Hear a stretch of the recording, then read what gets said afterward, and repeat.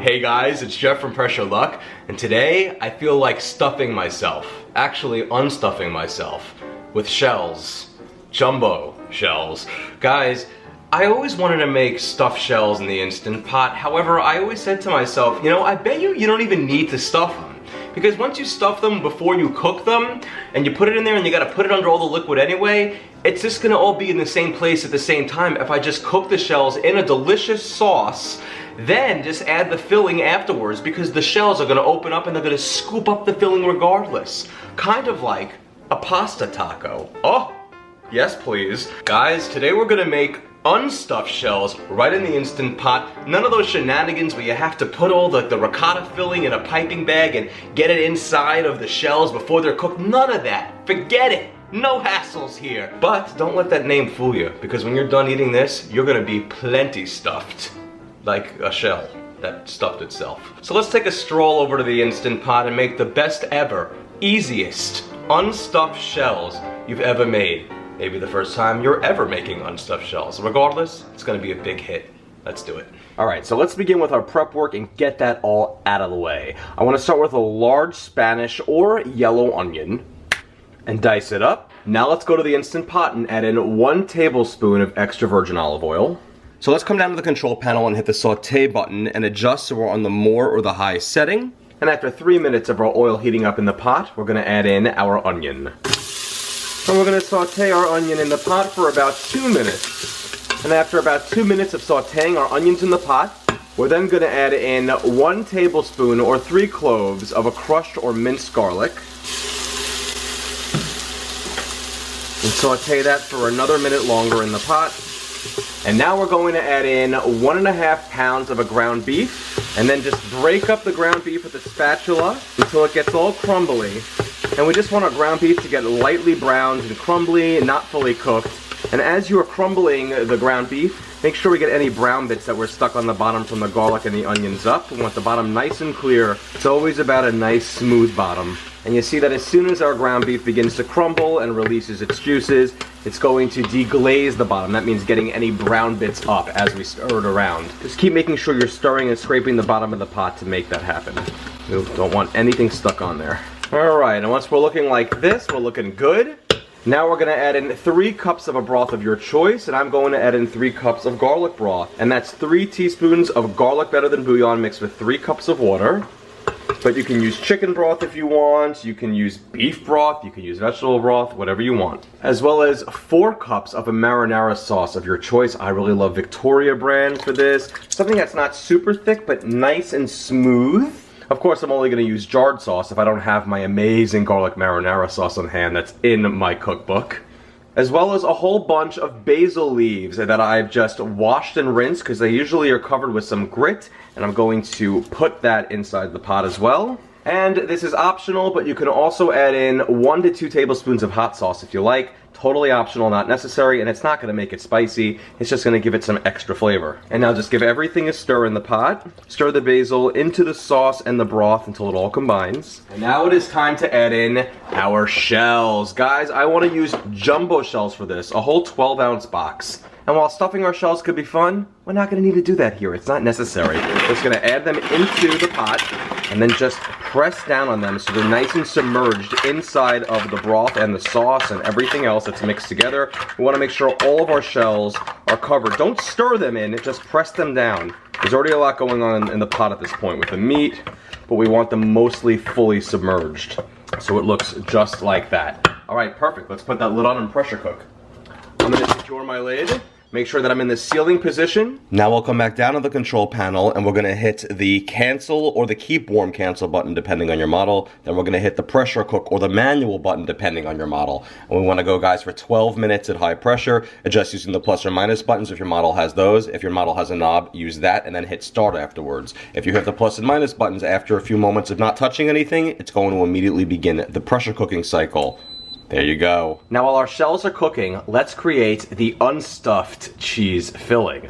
Alright guys, this is the stuff I would have normally piped into the shells, but we're feeling lazy today and it's totally not necessary. 2 cups of a ricotta cheese. You can use whole or part skim. 2 large eggs. Let's crack those in. and 2 teaspoons of a dried parsley and 1 teaspoon of kosher salt. And I'm just gonna stir all of this together until it becomes combined. Great. Now, once everything's mixed together, you can totally leave it as is, or if you wanted extra green in there, we already have the basil in the pot, we have the dried parsley flakes here. I like to add in a 10-ounce box of frozen spinach. All I did was place this in a bowl in the microwave, and I zapped it for 3.5 minutes, and then I basically put it in a strainer and pushed all of the juices out of it. So it's completely, pretty much dry for this point. It's a little bit moist, that's fine. I like to add this to it as well. It's optional, but I think it's a nice touch. And then I'll just continue to stir that into my mixture. All right, now we're really green here, and I love it just like that. However, you don't have to add the spinach if you don't want. That's totally optional. And now that we're done, we're gonna finish with a quick release. And the pin just dropped, so I'm gonna take my lid off. And there are my shells, all perfectly cooked. Lovely. All right, now I wanna get in underneath the shells and just give everything a bit of a stir. You'll see they'll still hold their form just fine. Lovely. Okay, now we gotta add our finishing touches. And that's gonna be my ricotta cheese mixture. Get that in there. 2 cups of a shredded mozzarella and a 1/2 cup of a grated Parmesan cheese. And we're gonna stir all that into our pasta. All the shells and the sauce are gonna become married now. Now, I know we have raw egg in that ricotta mixture, but guys, everything in the pot is so hot right now that it's going to cook the egg practically immediately. Oh yeah, fantastic. Looking great so far.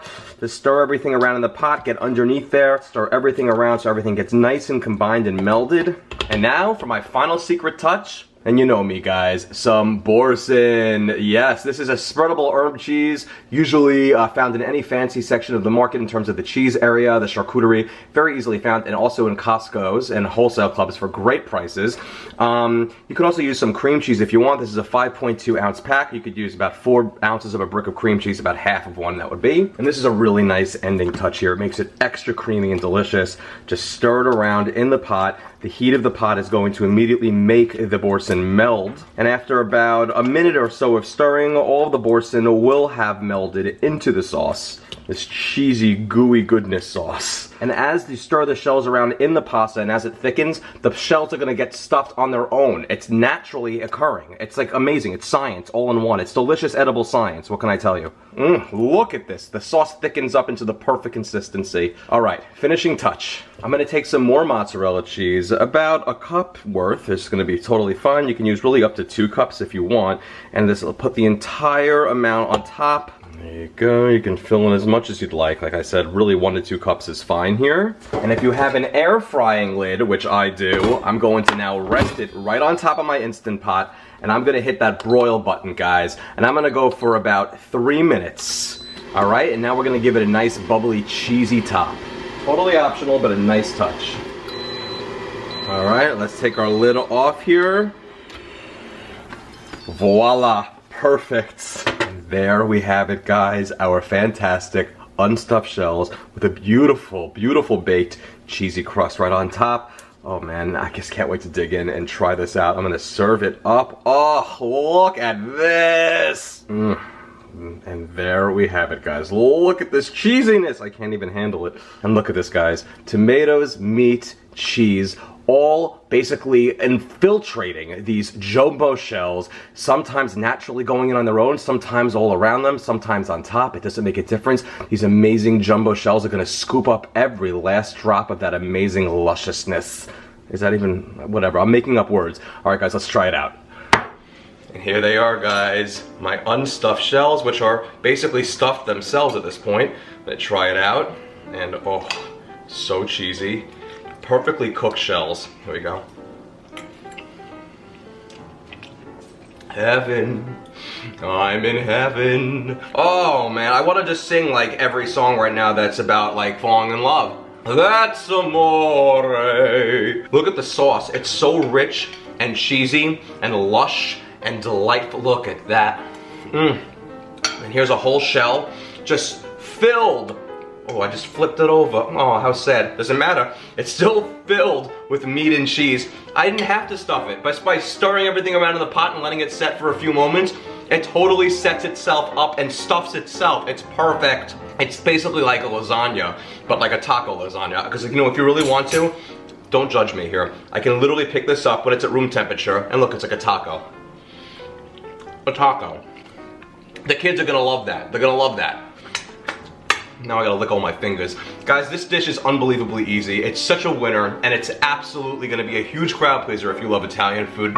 Guys, thank you for watching. Check out PressureLoveCooking.com for all my recipes. I have a ton of them, and I also have this cookbook that came out. I don't know how that happened, but it happened. And it's literally the largest labor of love of my life. And I'm so thrilled and pleased to share this with you.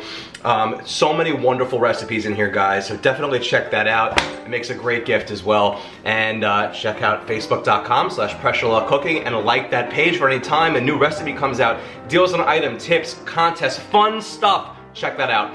And at Pressure Luck on Pinterest, Instagram, Twitter, and YouTube. Subscribe there. Thank you so much again, guys. And while the new kids on the block might have had the right stuff, the old kid on the block here has the right unstuffed. This stuff is really, really, really good. Ah, look at all this meat and cheese. Enjoy.